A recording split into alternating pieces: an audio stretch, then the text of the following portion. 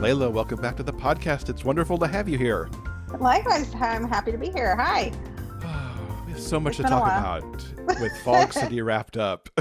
Yeah, I can't believe Oh, it. what an ending. Oh my God. I brought S- everyone out to play. You did, and it was Yeah, so awesome. So thank I'm you. going to warn everybody as we get started that there could be spoilers here because there's a lot to talk about, and we're going to try to tread lightly, but maybe not. So just be forewarned, and we'll do our Yep, best. it's a book 5. So, It's a book 5, and it really ties together. Whiskeyverse plays a lot into book 5 because we yeah, see, I swear, everybody yeah. you could have Like I possibly had said, as a cameo. First off, though, what was it like to finally wrap up this series that started as that wonderful 3 books and then got these yeah. great additional 2 books at the end? I was really happy to do it. As soon as both Helena and Holt hit the page in the original trilogy, I knew I wanted books for them. As soon as Brax hit the page, he was going to have a book. And then when they found that Brax and Holt got on the page together, I was like, that's it, we're done. And I knew that was 5. I knew that was the last book. There's a plot point that we probably shouldn't spoil that one, but I knew that was going to get resolved in the book 5. And I think particularly as I was writing through the trilogy and looking back at it too, Holt is the one who got just stepped all over the entire time, but I mean, all the betrayals that lined up. And so it was kind of his time to take control and have his moment. And then for Helena too, you see her in the trilogy ascend the ranks, so to speak, to become the queen. And so in her book, in Queen's Ransom, she has to figure out how that works for her.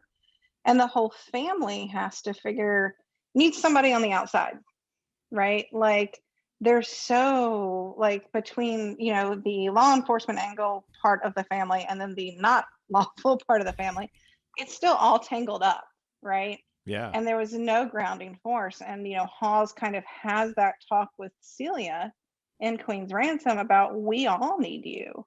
And they all needed somebody who was outside enough.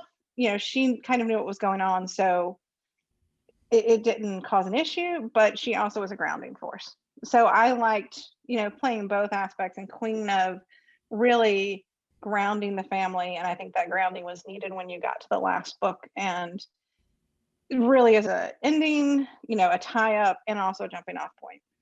Yeah, it does so much, but it does it so well too, to Thank you. tie it up and to give you the idea of where it will go next. Going back to, I mean, we talked about Fog City a long time ago, Yeah, and you'd written the trilogy, and then you had a little gap in the writing, and then came sure. back to these last 2. Did your thoughts on those last 2 books end up in morph in that in between time when you had finished the trilogy and then moved on to these? So in 2 different ways, right? Helena's book completely changed. I had a different plot for what her book was. It was always going to be Celia, but there was a different plot. I started to write it. They weren't on the page together. It was too insular to the Madigans and not enough of the relationship and not enough of Celia's journey. And so it was more about the parents, and it just got way too, I was 15,000 words into it. I was like, no, this is not working. There's 12 scenes here and they're in 4 of them together. This does not work. And so that one completely morphed. I made that one simpler in its plot and more focused on the romance. And so it completely changed in the general scope of what the plot was in that time. Silent Night changed Holt and Brax's book, not at all in the plot. That was always going to be the plot, the way the story was told. And for those who haven't gotten it yet, I mean, this is kind of already out there. The first part of the book is past from Brax's point of view. It's them getting to know each other, how their friendship came to be. And the second part of the book is Holt's POV in the present. And it picks up about 3 months after the events of Queen's Ransom, which is about almost a year after the events of the trilogy. And I didn't know that was going to be the first part. I didn't anticipate telling the first part the way I did and the structure. But I mean, I got hit pretty hard by all of 2020. I lost the mojo. And what really, I started out in writing fan fiction. A lot of my fan fiction was vignette style, where it was those quick, short little stories of here's a moment in the characters' lives. And that's what got me writing again in 2020 and doing that for Holt and Kane. And it worked for them and it worked for me. And I don't know if these books would have happened if not for it. It worked for me too as the reader. It was just I was surprised when I opened the book and it's a dozen 16, 15 years in the past. 14. 14. 14 I is when it got starts. it right in the middle. Right in the middle. Yeah. I'm like, okay, that's interesting. And then it kept moving forward and getting us closer and closer to the future. And I'm like, this is just brilliant because Thank you. you see how these two came together and you got their meet cute, which you could probably say that somewhere back in Fog City that sort of kind of maybe happened for some readers, but this was their meet cute back here in the past. And then we got all this great stuff that built Brax and Holt in a way that I now can't imagine the story without it. Yeah. Now you need it for multiple reasons, right? When I started the story, it was just going to be a prologue of this one scene from their past. And then when I started to write, I realized you needed more for multiple reasons to understand why Brax stays through all of this, right? To really solidify that connection because he is an officer and he's an officer in the military and then he becomes a police officer. And why is he tangled up with a bunch of assassins? And why does he stay tangled up with a bunch of assassins for this long? And so there needed to be like this ground, like why, what is the connection and how strong is it to keep him tied in? And then for Holt, who is demisexual, you needed that. To be demi, it is a building of the trust. It's a building of the relationship before the love comes, right? And so that buildup is absolutely necessary for understanding where, one, Holt discovering his own sexuality, and then in the present too, where he realizes he's in love with his best friend. So, and the trust thing for Holt is such a big deal when you tie it back, as you mentioned, to all the betrayal that happens. Oh yeah. In the original trilogy, because he is stomped on, Yeah. And yet through it all, he somehow knows that Brax isn't going to stomp on him if they could just both get over that thing. And this is a thing that happens so much in romantic suspense. It's like, you're going to be better off if I'm not here. Yeah. Right. Thing. And they're both trying to do, the lines from the book, and it's actually on the back of the paperback. I won't let anything happen to you. I'll protect you. Those are said, in the trilogy. And then again, you see where they come from in the past. And it cuts both ways for both of them. And so, they're just trying to, protect each other. And that comes from a long history of doing that on both sides. So, but yeah, I mean, Holt, he had Helena and Hawes to try. I mean, the siblings were generally always had each other's back, but yeah, dude got stomped on. And he never got to be angry, right? He had Lily, his daughter, to worry about. He had the family to worry about. He's the one at the comms. He's always monitoring the situation. He's the liaison with the cops because his best friend is the chief of police. And he didn't get to be angry. And he, of all of them, had the right to be the angriest. And then you come after his best friend. And that was it. Yeah, like, he was done. Finally, he Hulk smashed. He literally Hulk smashed. And I love that you wrote those very words in, too. Yeah. The Hulk smash idea was right there on page. Yeah. I mean, here's this big ginger giant. He was done. He was so done. Did you know all along that Holt was demi, or did that rise up as you sorted out Silent Night?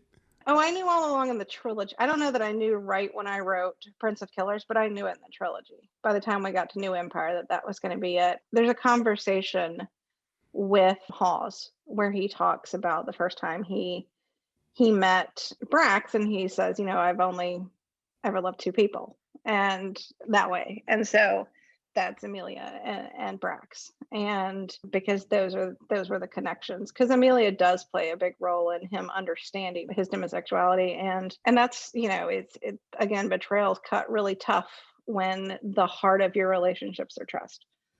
And I wanted more representation all across the queer spectrum, and so I was really happy to be able to portray the demisexuality with Holt.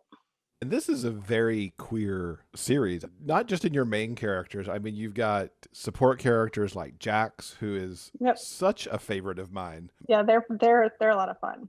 So, and then just complicated, as you'll find out more of. They're complicated, but they're willing to jump into anything. Yeah. There's no fear there. Super smart, and yeah, willing to dive in, get their hands dirty, and also loyal, right? I mean, they're assassins, bad guys, but the loyalty that they engender with people, because they are too, right? I mean, they will stand up for you, the Madigans. So, and that's very apparent with Brax, like what the links to which they're willing to go, because he has shown them the ultimate loyalty. It's an interesting look at found family that we find so often in MM romance, that it really takes that to a whole different level in many ways, I think. And even the people that have left them for one reason or another, you know, Avery, who was their top lieutenant, you kind of get a little bit of her background and how she came into the fold. And again, even though her connection's not there anymore necessarily to the fold, she has stayed in because of that found family aspect. What was some of the research that you had to do for the past in Silent Night? Because a good chunk of it takes place while Holt is deployed in Afghanistan. Yeah, so I mean, the boards, all of the message boards, you look through and research, lots of making sure that titles were right, ranks were right. I did take some liberties, right? Brax's career path is not typical. That orientation position is not typical. And so doing that carefully, the style of it, of being the vignettes as opposed to necessarily being full on day to day, did help a little bit, in that it could be still focused on the relationship, and that just happens to be going on in the background. But it's interesting because all of that's going on still when Don't Ask, Don't Tell was in effect. And so there's some tiptoeing around of what they can and can't say. And for Holt, it's really hard because he comes from a family with Hawes and Helena who are very upfront with their sexuality, and from San Francisco, which generally is very upfront. And so he gets there and he doesn't think twice about mentioning his siblings and their sexuality. And then he's like, probably shouldn't have said that. But then it gives Brax this little bit of, I'm not alone, right? Yeah. Which he desperately needed after being in the military 17 years without having anyone to talk to. Back to Queen's Ransom for a minute, because we kind of got ourselves out of order just because I'm all about Silent Night at the moment. I kind of wrote them out of order, to be honest. Well, that was one of the things I was going to ask, and we could start there, since Silent Night was kind of, bringing you back in to writing after 2020. Yeah. What was it like to now go back and write the book out of order and to do Queen's Ransom? I write out of order anyways. I'm that person. But probably not the person who writes completely out of order with the books, right? Yeah, no. So I had to change a few little lines. They were kind of going in tandem, but there are times where Silent Night would get further along than Queen and vice versa. But in writing through Silent Night 2, I understood better what Helena's story should be and where Celia should be as that grounding force of the family. So it actually really helped. It's how I write a book. I write first scene, last scene. And I kind of needed to do that with the series too, to know where everything was going. It also helped resolve with Helena's story, me trying to make it more complicated. We didn't really need that. That was a whole nother layer of complication that this series didn't need. And it's also a story I could tell later if I wanted to. So it kind of was good. It opened up some stories for other characters as well that you'll see later. And so I was happy about that too. Celia's amazing because given what she already knew because of her brother's connection to the family, she was not that reticent to bring her and her kids along for the ride.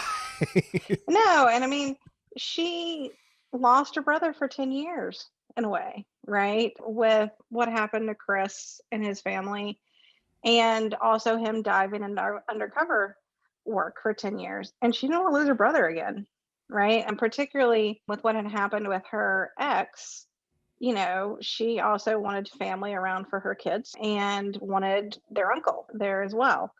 And so it was really important for her to stay connected to Chris, and there was no doing that without being connected to the Madigans. And so the more she also was around them, they're a family and they're tight and they protect their own. And ultimately, she has been protecting her own for all those kids' lives because she's effectively been a single parent. And so it's kind of nice to have a support system. That's what she Hmm. desperately needed. I loved how their relationship just kept growing through the book because they've got that push and pull too. Like, you really need to stay away from me, but I'm really not, and here we go.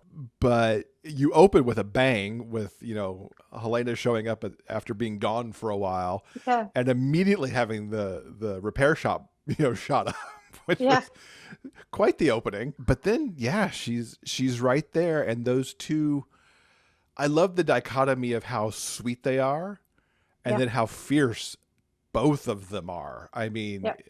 it's two alpha women come together, which It is. was just And awesome. fierce in different ways too, Yeah. right? And that's what I really loved is that Celia kind of surprised me. I probably went into that thinking she was more of a beta type character. And no, she was total alpha character. As I wrote more and more, like that became clear, right? And that's been her defense mechanism. It's also just been she's taking care of those kids and her mom too. And so Helena's a good match for her. Helena is also going to need someone to stand up to her to an extent, and Celia's Besides her going to do that. siblings, yes. Besides her siblings, but right, like that could intimidate somebody. Didn't really, right? Celia could handle it. Anything you discovered as you wrote your first FF pairing with Queen's Ransom after so much MM pairings through the years? I mean, not so much. I mean, I think the discovery of, oh hey, it's two alpha women, let's go, that it was easier than I thought it was going to be to some extent because still character still a Layla story. And so I liked that I could do that. And so I'm definitely looking forward to doing more of it. And it's just you got to do some different things but a lot of it's still, like I said, it's still a Layla story. The thing that I found interesting back on Silent Night, because you just talked about a Layla book, which to Yeah. me almost always includes a good car chase or 10. Yeah. Can't help it. Silent Night really pulled back a little bit into the types of big set pieces that were there. There are things that get shot up. Yeah. I wouldn't even call it a car chase, really. There are people speeding around trying to find where people have gone. Yeah.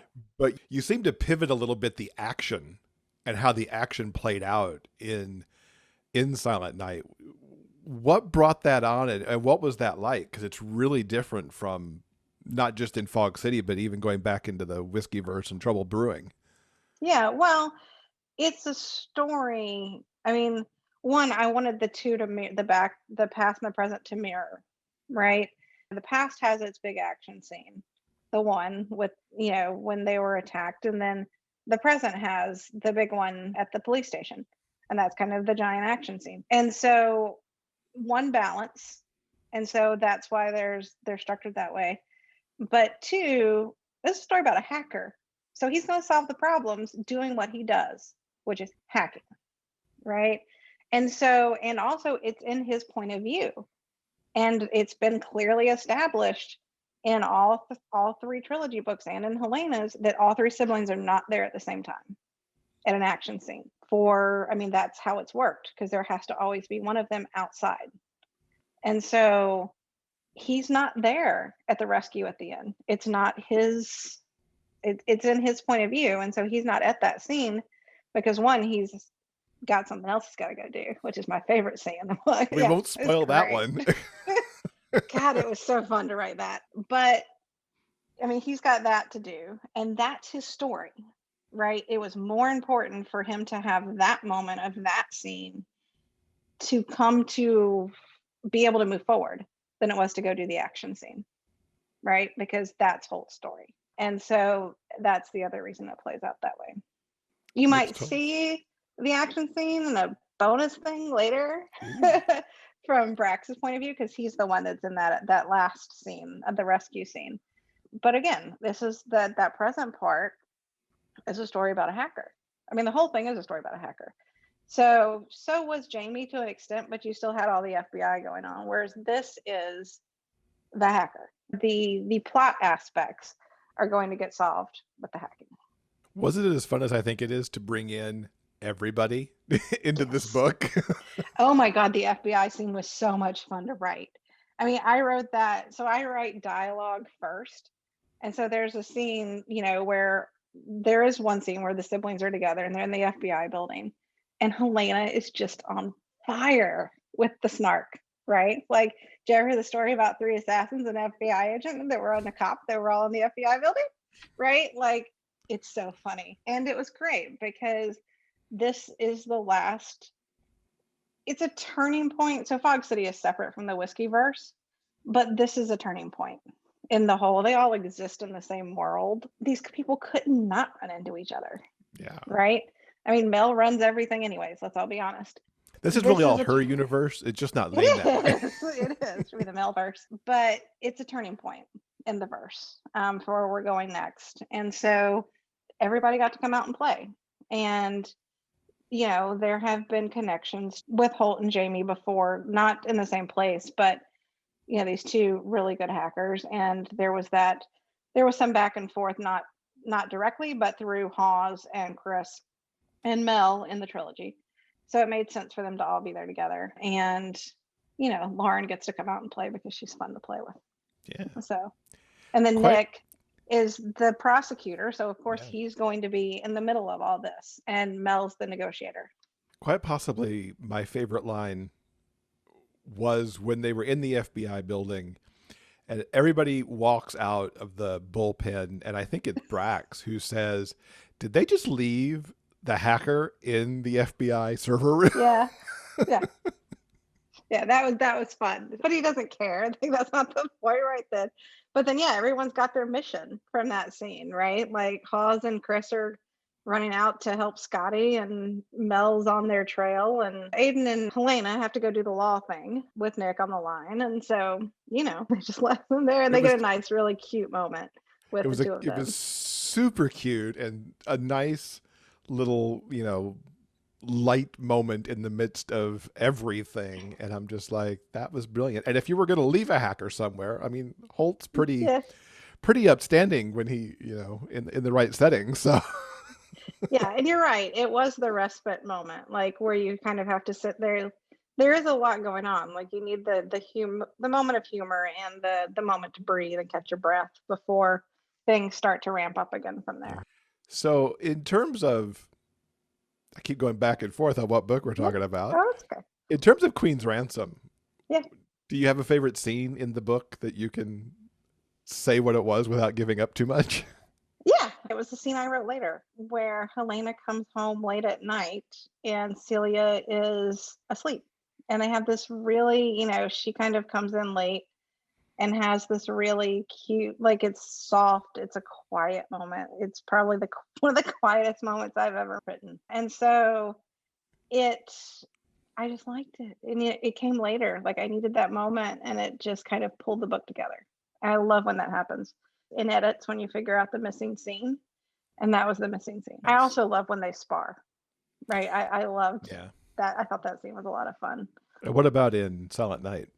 Oh, geez. You want me to pick a favorite? I told you my favorite, and I can't I think spoil you it. kind of did, and it's sitting in there with what Holt does at the end that we won't talk too much about.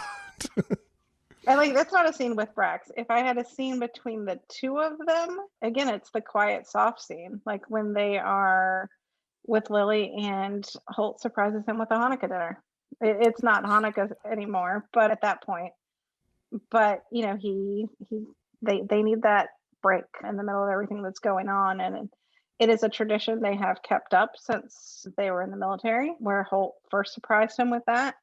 And he missed it this last year in the books because of everything that had been going on and because of the tension that had been rising between them.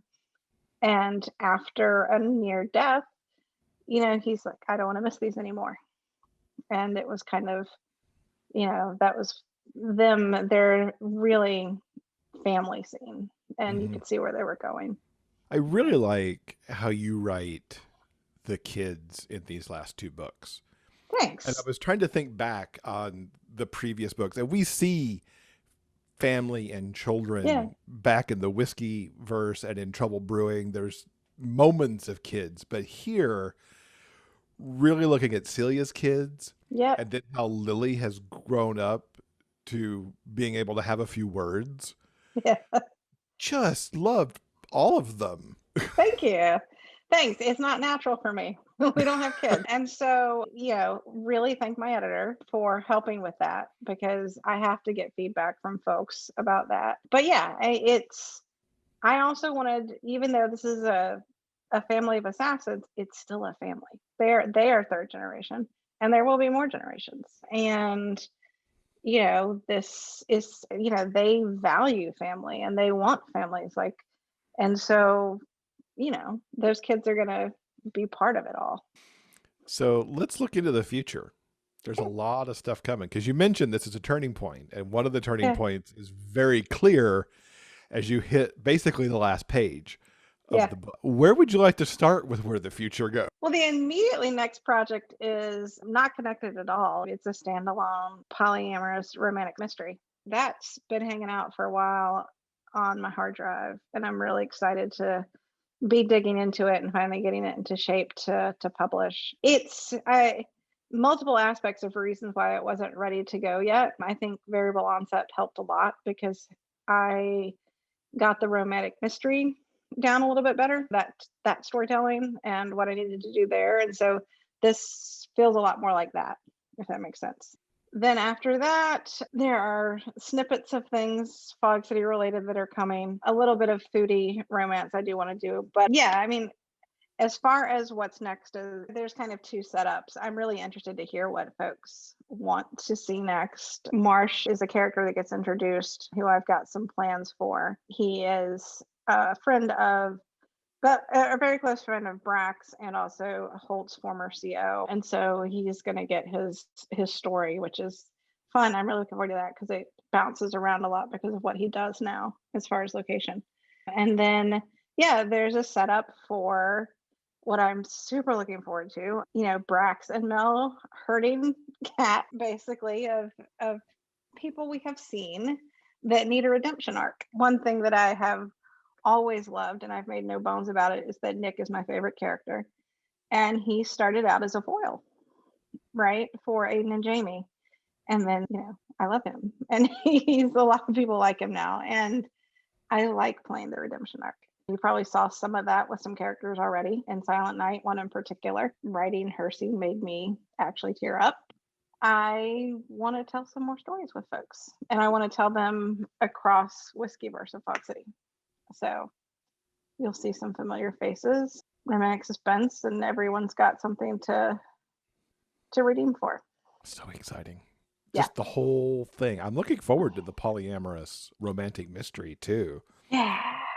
It's, set in small town. It's basically like Southport, North Carolina, which is kind of where we also go to the beach. Fictional, but based on that. And someone's murdering professors in a very Shakespeare themed way. And it's second chance and best friends to lovers too. And I'm really excited about it. You've told stories in a few different ways now, because if you Yeah. look at Irish and Whiskey and Trouble Brewing, and even at the original Fog City trilogy, you've told stories through that trilogy. So you follow that same couple getting there happily ever after through the three books. Yeah. But then you do the one offs like Variable Onset and Queen's Ransom and Silent Night. What drives you to tell something Yeah. across three versus one? I can kind of tell from a plotting aspect what I'm going to need for how long. But sometimes the characters fool you. And it's also what do you plan for their relationship? I thought VO was going to be a 3-book series, but they got to happy just fine in one. And that's what they needed right now. And so that just worked out to where their story wrapped all in one. it worked with the conflict and it worked with the plot, that it all wrapped up in one. Ditto Holt and Kane and Queen's Ransom, that it worked. You know, thinking ahead of the new series, like one of them is a trilogy, because I know what he's got to go through to get from point A to point B. It can't be one book. In looking at the Pollyanna mystery, it's one book. I know what it is. I know what the characters need to get from point A to point B. In the Redemption series, it's different couples, and so it's set up for one book, each couple, because it's more discreet. That will be a series where you can pop in and read which ones you want, but it's all kind of existing in the same world. So it kind of depends what the story arc, and then there's something else planned for later that it's one whole story arc, but 3 different couples. It just kind of depends what the plot and the characters are dictating. I like them all. I mean, I like even the ones that are standalone. A lot of times they're parts of bigger series, because I like to sit with characters. That's I come from TV and 9 seasons of things, so like, Right. you know, I tend to stick in and want to know more and know the whole landscape. But you'll see Lincoln and Carter again. Yeah, it's one story, but they're gonna pop up. They're part of this whole world too. So, speaking of characters to pop up, yeah, I have to like throw my desire to see something from Jax, who from the yes, moment they walked on the page was like, I need to know more about this person. you are going to get their story, and you know, if all behaves and cooperates, I'm aiming for the end of this year, and it'll be as part of a Fog City thing that I don't want to spoil quite yet. There was intentionally something left out of each book for a reason, so that I could tell Jax's story, and they get their story through that. And I'm excited for it. So I really want theirs. We're working on the cover already, so I'm excited. I'm excited. I'm going to consider it a Christmas present. So as you've been writing all this stuff, I know Yeah. you've been reading. I see you put out book recs all the time on Facebook. What is something you would recommend to our audience that you've read recently? So, because I've been writing mostly romantic suspense, I've been reading more contemporary. Usually, if I'm writing one, I am reading the other. Things that I've really enjoyed: Anna Szabo's Cinnamon Roll.